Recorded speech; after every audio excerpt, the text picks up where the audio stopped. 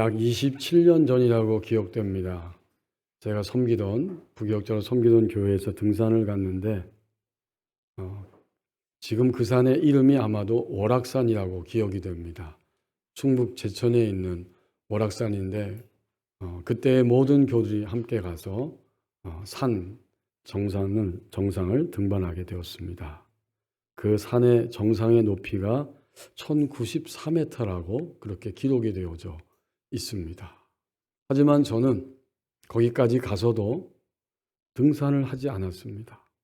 이 시간에 교들 등산하는데 또 등산이 어려운 분들 몇 명, 가기를 원하지 않는 분 몇 명 남고 다른 분들은 다 등산을 하고 산에 갔다가 몇 시간 만에 다시 하산을 했습니다.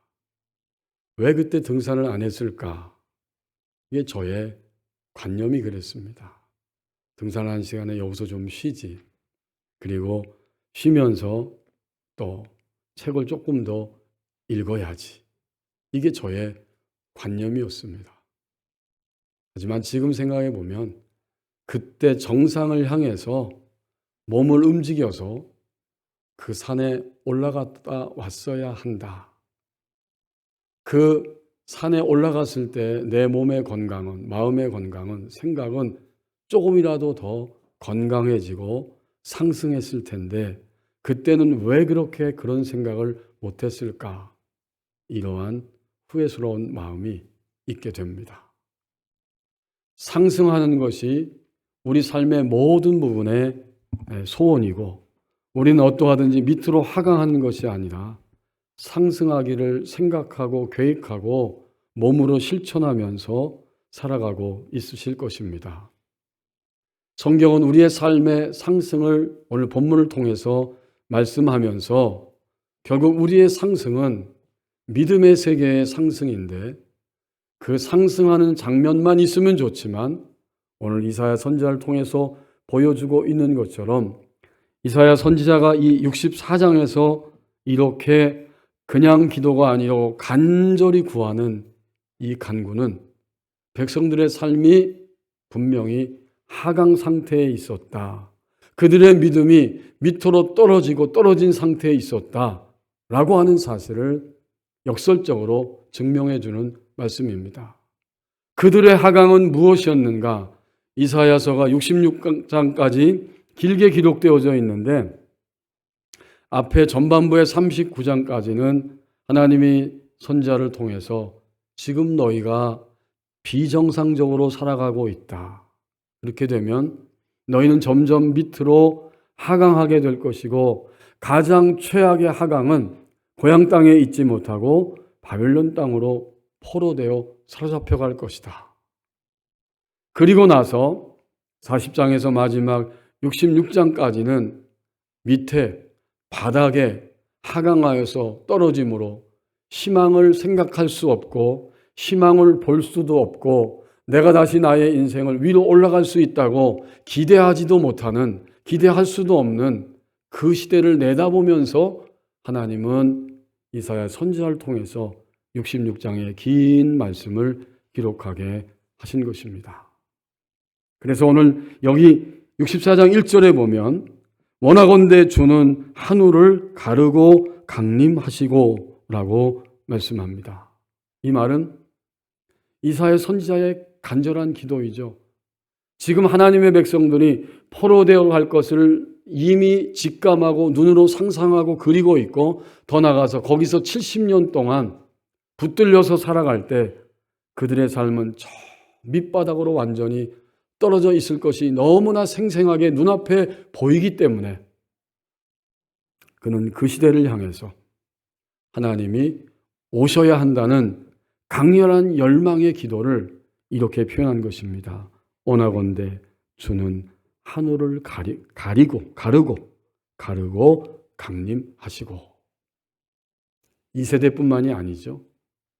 이사야 선지자는 결국 온 인류 전체가 메시아를 통해서 구원받는 날이 와야만 인간의 전인적이고 총체적인 하강의 상태가 새롭게 회복될 수 있을 것이기 때문에 이 긴 66장을 통해서 40장부터 66장까지는 메시아가 오시는 그날을 바라보면서 온 인류가 하강의 자리에서 상승의 자리로 올라가도록 이 간구와 선포를 드리고 있었습니다. 그러므로 이 간절한 기도는 이사야 선지자 시대의 이스라엘 하나님 백성, 그리고 오늘과 내일을 살아가는 예수님 재림이 오실 때까지 이 땅에 존재할 모든 하나님의 백성들을 위한 간절한 기도이면서 마침내 하나님이 응답하실 거라고 하는 확신에 찬 선포입니다. 이러한 측면에서 오늘 이 64장을 우리는 좀 더 다시 새롭게 바라볼 수 있습니다. 여러분 상상이 되시죠? 나의 가족이, 친구가, 누군가가 지금 포로로 잡혀갔어요. 잡혀가서 엊그저께도 여러분들이 뉴스를 들으신 것처럼 이스라엘의 인권운동가로 거기에 참여했던 우리 한국의 그 남성 여성도 거기에 있는 동안 폭력을 당했다. 이런 뉴스를 아마 보셨을 것입니다. 바벨론 땅에서 70년 동안 갇혀 있는 것은 정말 죽고 싶을 만큼, 아니 죽음 그 자체였을 것입니다.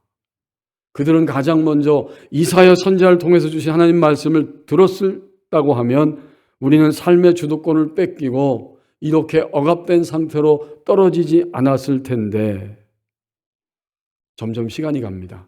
하루 이틀 1년, 2년, 30년, 40년. 그때 그들은 하나님에 대한 희미한 신앙의 끝마저 놓치게 됩니다. 과연 지금까지 내가 예배하고 찾았던 하나님이 살아있는 게 맞기는 맞아? 아니, 나는 그 하나님을 진정으로 제대로 믿고 그렇다고 생각하고 살아온 것은 아니야? 부터 시작해서 마지막 지점에 드는 회의는 이런 것이었습니다. 여호와 하나님보다는 이 거대한 제국, 바벨론의 사람들이 섬기는 이 제국의 신이 신들 중에 최고의 신이다. 정말 하나님 여호와 야훼가 아니고 진정한 신은 이 강력한 힘을 가진 바벨론이 섬기는 신이다. 라고까지 그들은 의심하며 밑으로 바닥으로 하강하고 있었습니다. 후회하면서 절망하면서 믿음과 삶이 쪼그라들고 있는 그 모습을 이사야 선지자는 이미 그 현실을 그리고 있었고 상상하고 있었고 그것이 실제가 될 것을 알았기 때문에 하나님의 주시는 메시지를 받아서 이 긴 이사야서를 선포하였던 것입니다. 그러면서 그 시대 백성과 메시아가 오시는 날들을 살아갈 미래의 하나님의 자녀들의 모습을 내다보면서 하나님에 의한 심판을 선포하였다가 이번에는 하나님에 의한 구원을 이렇게 1절, 2절 오늘 본문을 통해서 담대하게 선포하며 간구를 드립니다. 원하건대 주는 하늘을 가르고 강림하시고 주 앞에서 산들이 진동하기를 불이 섭을 사르며 불이 물을 끓임갑게 하사 주의 원수들이 주의 이름을 알게 하시며 이방 나라들로 주 앞에서 떨게 하옵소서. 여기서 등장하는 하나의 강력한 세력이 있죠. 바로 주의 원수들이라고 표현했으면서 더 뚜렷하게 2절 하반절에 이방 나라들이라고 표현하고 있습니다. 우리는 이 본문을 보면서 이방 나라, 이방 세력들이 무엇인지 그들의 정체를 생각하게 됩니다. 지금 바벨론이라고 하는 주의 대적자들, 이방 나라들이 있어서 당시 하나님 백성들을 사로잡아서 그들의 종으로 노예처럼 부리고 있었다면 오늘 이 본문을 대하게 하신 하나님이 우리에게도 이방 세력의 정체를 이 본문을 통해서 보여주시기를 원하십니다. 이제 우리 스스로 자문자답해 보십시다. 현재 나는 하나님을 믿고 난 이후에 하나님의 사랑 안에 들어오고 난 이후에 이방 세력의 정체가 무엇이라고 생각하고 있는가? 무엇입니까? 무엇이 이방 세력입니까? 하나님의 자녀, 하나님의 사람이죠. 하나님의 자녀, 하나님의 사람이 된 이후에 그가 하나님의 사랑에 반응하고 살아가지 않게 하고 반응하며 살아가지 못하게 하는 신자의 안과 밖에 있는 모든 것들이 이방 세력의 정체입니다. 이게 이방 세력이에요. 장로님이 기도하신 것처럼 그것은 좀 더 구체적으로 우리의 건강이고 우리의 물질 관계고 우리의 상처이고 우리의 분노며 억울함이며 중독이며 타락성이며 두려움이며 등등등등등. 나 개인이 하나님을 믿고 하나님의 사랑 안에 들어왔지만 아직까지도 하나님의 말씀대로 반응할 수 없는 그것이 다 나에게 있는 이방 세력의 정체입니다. 지금 현재적으로 하나님이 나를 사랑하신다는 확신을 가지지 못하게 하는 것이며 그렇기 때문에 나도 확신을 가지고 하나님을 사랑하지 못하고 있는 이러한 거룩한 관계성 안으로 들어가지 않고 있는 가지가지의 개인적인 모든 것들이 다 바로 이방 세력입니다. 이방 세력들이에요. 이방 세력 때문에 믿음의 여정을 걸어가면서 이방 세력 때문에 그 여정길에서 그들의 믿음을 갉아먹는 고통과 좌절을 경험합니다. 하지만 생각해 보십시다. 오늘 이사야 선지자는 그러한 현실을 이미 기도 속에서 하나님과 교통 속에서 상상했고 그려냈고 올 것이라고 예상했고 막상 그 현실이 왔을 때 그리고 앞으로 미래 세대들도 이런 현실에 부딪히게 되었을 때 이사야 선지자는 어떻게 하고 있었는가? 이 담대한 대담한 기도를 드리면서 이방 세력을 몰아내려고 하고 이방 세력을 몰아낼 수 있다고 하는 확신을 갖고 그것을 넘어서고 있는 그의 내면의 기도를 드리고 있습니다. 지금 이렇게 기도하고 있는 이사야 선지자, 이사야 성도는 이렇게 기도하는 사람의 내면이 어떤 것인가를 그대로 드러내 보여줍니다. 여기 1절에서 원하건대 주는 하늘을 가르고 할 때 이 가른다는 말은 옷을 찢는다 할 때 사용된 단어입니다. 그러면 하나님 하늘을 찢으시고 지금 이방 세력에 매여 있고 묶여 있고 상해 있는 이 백성들을 보시고 이들을 해방의 길로 이끌어 주시기를 원합니다. 이 대담한 기도를 지금 이사야 선지자는 드리고 있습니다. 하늘을 가르고 하늘을 찢고 그러므로 이것은 구원의 손길이 분명하고 신속하게 임하기를 원합니다. 이러한 기도이면서 동시에 우리 눈으로 보이는 저 하늘을 우리가 어떻게 찢을 수 있겠어요? 무엇일까요?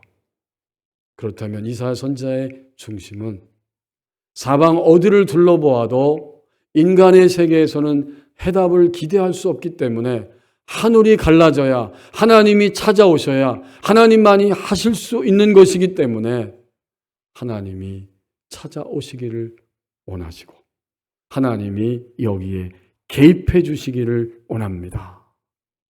바로 이러한 대담한 기도를 담대하게 오늘 여기서 드리고 있습니다. 그렇기 때문에 이 기도는 간구입니다. 하지만 간구를 넘어서서 확신입니다. 간구의 기도이면서 또한 확신의 기도를 더불어서 담고 있습니다. 구약의 학자들과 또 성서 전문가들이 다 합심해서 우리 젊은 세대, 한글 세대를 위해서 좀 더 쉽게 성경을 번역해야겠다 해서 나온 게 성서공회에서 나온 새한글 성경이죠. 이 새한글 성경은 이사야 선지자의 1절, 2절의 기도를 간구의 의미와 더불어서 확신의 의미로 번역했습니다. 이렇게 그는 기도하고 있었습니다. 주님이 하늘을 찢고서 내려오신다면 주님 앞에서 산들이 흔들릴 것입니다. 불이 잔가지들을 사르듯이, 불이 물을 끓이듯이 주님의 이름을 주님의 원수들에게 알리시려는 것입니다. 주님 앞에서 민족들이 떨 것입니다. 여러분, 어떤 느낌이 드십니까? 그는 지금 간구이면서 이렇게 확신을 선포하고 있습니다. 가지가지에, 다수의, 여러 가지, 내게도 있고 내게만 있는 것이 아니라 많은 사람들 가운데 있는 이 이방의 세력들, 그것들로 인해서 패배가 예상되기도 하고, 또 더 나아가 패배가 너무도 분명하기 때문에 단지 두려움 가운데 있는 자들을 향해서 이사야 선지자는 이방 세력들이 떨 것입니다. 그들이 흔들리고 떨게 될 것입니다. 하늘을 찢고 주님이 내려오신다면, 이러한 기도를 드렸던 것입니다. 결국 이 기도는 어떤 기도냐면 하강의 기도가 아니라 상승의 기도가 되었다는 사실을 우리에게 보여줍니다. 밑으로 꺼져가는 기도가 아니라 위로 올라가고 있는 이러한 상승의 기도를 지금 이사야 선지자는 하나님 앞에 그 시대 백성을 대표해서, 그리고 오늘을 사는 우리를 대표해서 하나님께 드리고 있습니다. 3절 4절 말씀을 보십시오. 기도 응답 후에도 찾아오는 갈등을 넘어 새로운 응답 경험의 자리로 계속 나아가게 됩니다. 이사야 선지자가 1절, 2절의 기도를 드렸을 때 그 기도가 응답되었습니다. 우리도 지금까지 주님을 믿으면서 우리가 드렸던 많은 기도들이 응답되었다는 사실을 깨닫고 감사헌금도 드리고 또 자신의 수첩에도 적어 놓으셨을 것입니다. 하나님이 기도 응답하신 것마다 기록하고, 그리고 그 기록을 지나서 다시 읽어보면 또 새롭습니다. 그때 하나님이 나의 기도에 내가 잊어버리고 살았는데 이렇게 응답하셨구나. 그러면 기도 응답 이후에 우리 가운데 오는 모든 갈등들이 또다시 찾아오게 될 때 우리는 새로운 응답의 경험의 자리로 계속해서 나갈 수 있게 됩니다. 그 표현을 과거적 응답의 예를 가지고 끌어오면서 그 과거적 응답의 경험이 얼마나 놀랍고 상상할 수 없었고, 그 세계 가운데 적어도 그 시대에는 이방 나라들은 어떤 민족도 이런 역사를 들어본 일도 없고 눈으로 목도한 일도 없을 텐데 하나님이 하셨고, 또 3절 4절에서 나오는 것처럼 주께서 하셨고 주 외에는 이런 일을 행하신 것을 본 자들도 없고 들은 자들도 없습니다. 그러나 우리 민족이, 바로 하나님의 백성 우리가 보았고 들었습니다. 여러분, 이게 얼마나 의미가 있다고 생각하십니까? 과거적 기도의 응답이 있었지만 2026년에 1월의 기도 응답, 2월, 3월, 4월 기도 응답이 있었지만 5월 마지막 주간을 다가오면서 생각할 때 여전히 우리의 내면 안에는 좌절을 경험하고 있지는 않습니까? 여전히 그 근심의 힘이, 그 근심의 무게가 내가 기도하는 기도보다 훨씬 더 크기 때문에 우리는 좌절을 경험하고 있습니다. 그래서 결국 3절과 4절 말씀은 인간의 이러한 연약함을 너무나도 잘 알고 있으신 하나님께서 그 당시 백성들의 내면에, 그리고 오늘 우리에게 하나님이 이 인류 역사상 가장 위대한 구원의 역사를 이루셨다는 사실을 보여주면서 그 위대한 역사에 응답할 때에 나타났던 하나님의 임재하심을 다시 소개하고 있습니다. 3절이 그 말씀이에요. 주께서 강림하사 우리가 생각하지 못한 두려운 일을 행하시던 그때에 산들이 주 앞에서 진동하였습니다. 이것은 애굽에서 포로 생활하고 있었을 때에 하나님이 애굽에서 구출해 내시고 그들과 새로운 이 지구상에서 가장 유일한 가장 최초의 하나님 백성 삼으시기 위해서 신의 산으로 그들을 부르시고 그리고 그 가운데 모세만을 신의 산 꼭대기로 올라오게 하신 바로 그 장면입니다. 과거적 경험이죠. 놀랍습니다. 출애굽이 일어났던 것은 신약성 구약성서 학자들이 누구나 다 공통적으로 얘기하는 연도가 있는데 기원전 1446년입니다. 그러면 이사야 선지자가 이 말씀을 당시의 백성과 영감을 통해서 미래 세대까지 이 말씀을 선포할 때 이사야 선지자가 활동하던 시대는 예수님 탄생하시기 전 기원전 BC 700년의 일입니다. 1446년 기원전에 일어났던 그 일을 기원전 700년에 선포하면서 그 사건을 끌어서 과거적 응답의 경험을 끌어서 오늘의 응답이 임할 거라고 하는 이 분명한 진리를 다시 한번 그들에게 오늘 예배하는 나에게 들려주기를 원하십니다. 3절은 무엇이냐면 그들이 이제 백성들은 시내 산 밑에 있었고 모세는 시내 산을 향해 가고 있었고 하나님을 대면하게 되는데 하나님이 그 산들에 임하셨어요. 그때 그야말로 오늘 3절 말씀처럼 강림하셨는데 두려운 일입니다. 산들이 진동합니다.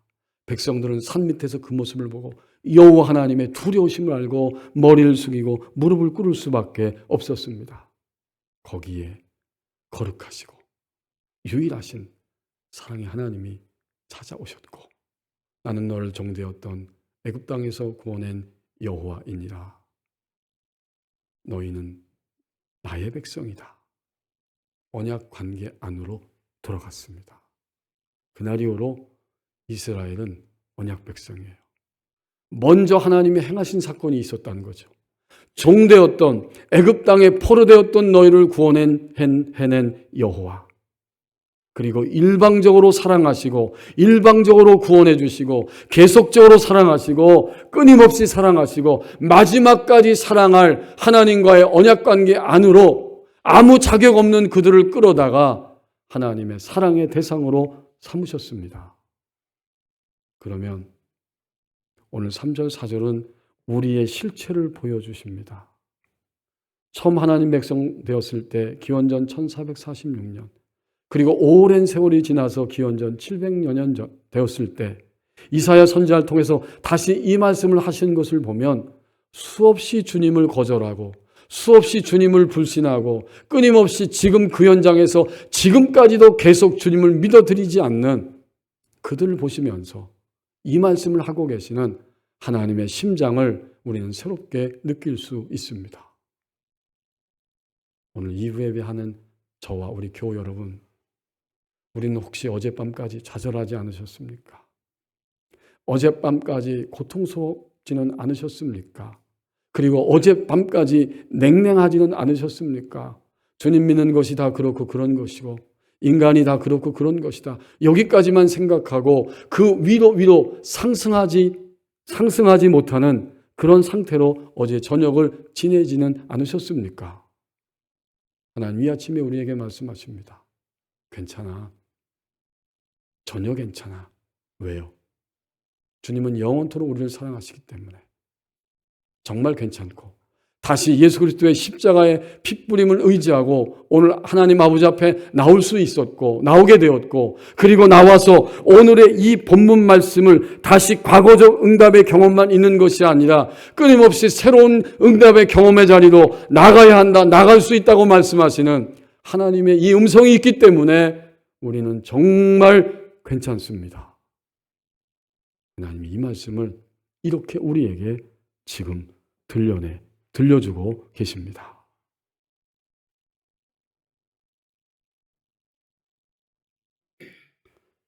그러므로 우리는 오늘 계속해서 갈등의 벽에 부딪혀 있는 현실을 살아가면서 거기에 막혀서 기도하지 않고 기도를 쉬고 있다고 할지라도 다시 한번 본문 이사야 선지자의 모습 속에서 기도가 무엇인지, 기도의 위대한 정의를 새롭게 확인할 수 있습니다.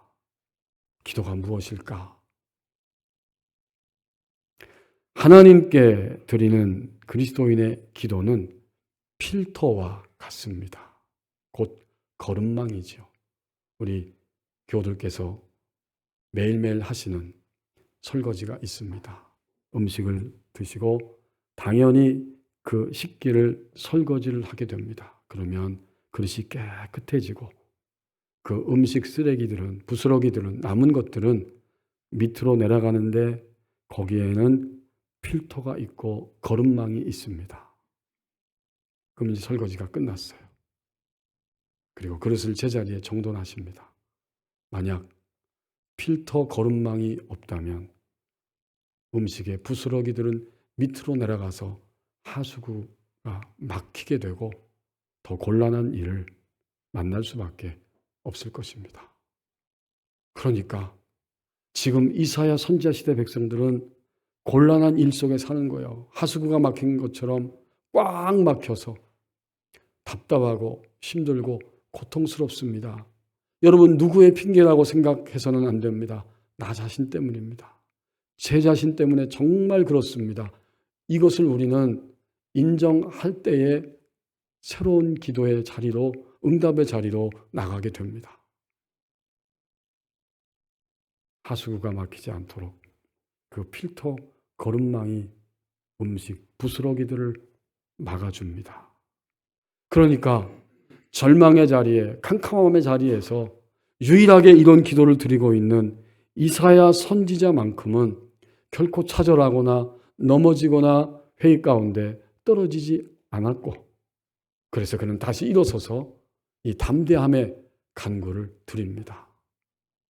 여러분, 하늘을 찢는다는 게 굉장히 오늘 이 아침에 다가오지 않습니까? 하늘을 찢고 하늘을 가르고 주님이 나의 삶의 현장에, 나의 마음 중심에, 내 속에 오셔야만 합니다.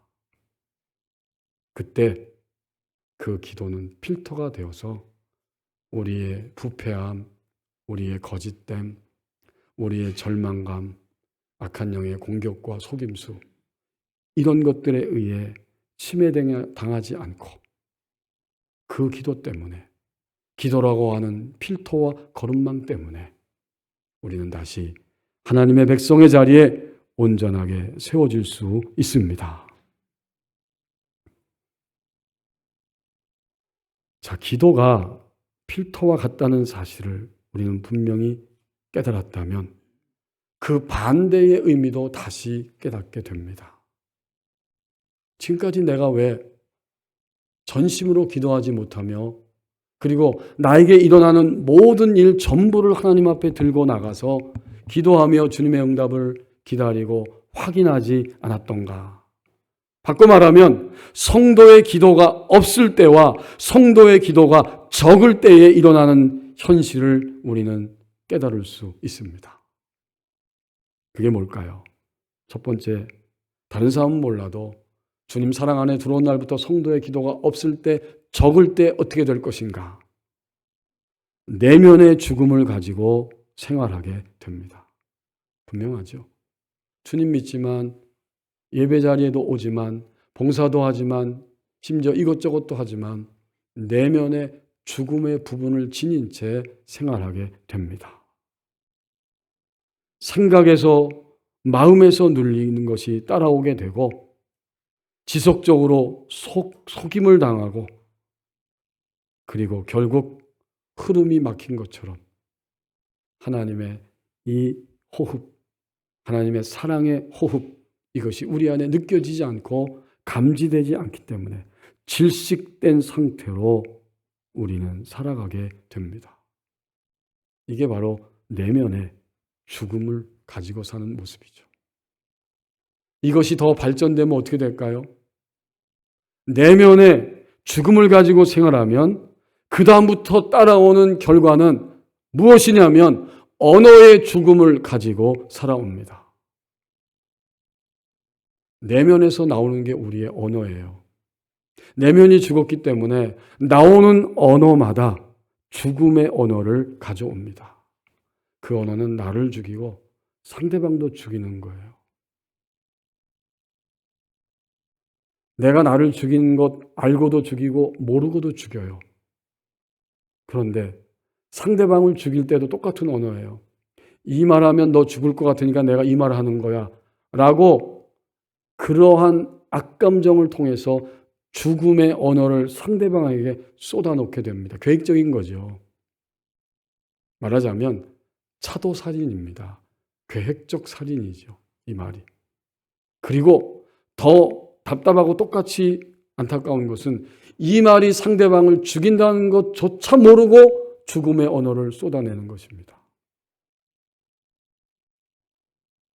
성도의 기도가 없을 때와 성도의 기도가 적을 때 우리는 이렇게 내면의 죽음, 언어의 죽음을 가져오게 됩니다. 그러면 어떻게 할 것인가? 다시 나 자신의 기도를 시작하십시다.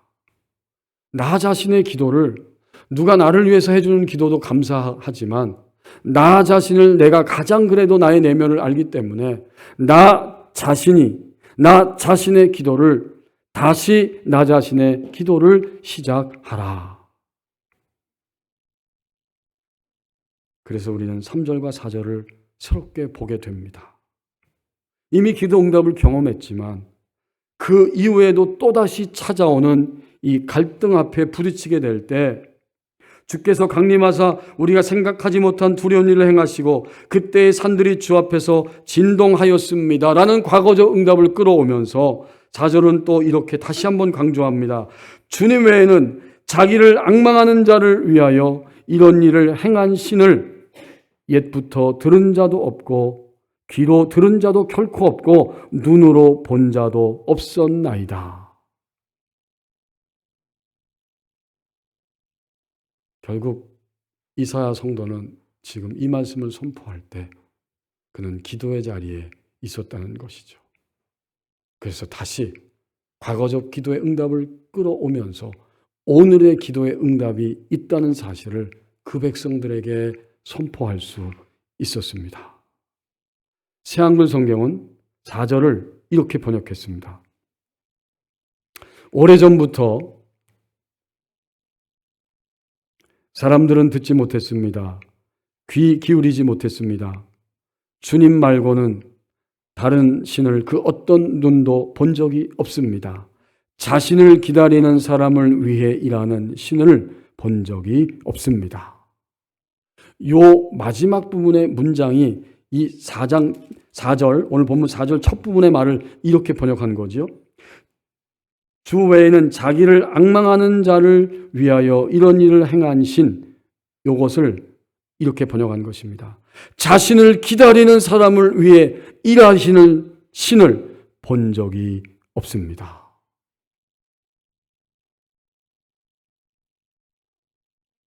마침내 우리는 어떤 자리까지 가게 될까요? 마침내 우리는 언젠가부터는 항상 계속해서 하나님이 가장 크게 보이게 되는 그 자리까지 올라서게 될 것입니다. 기도하겠습니다.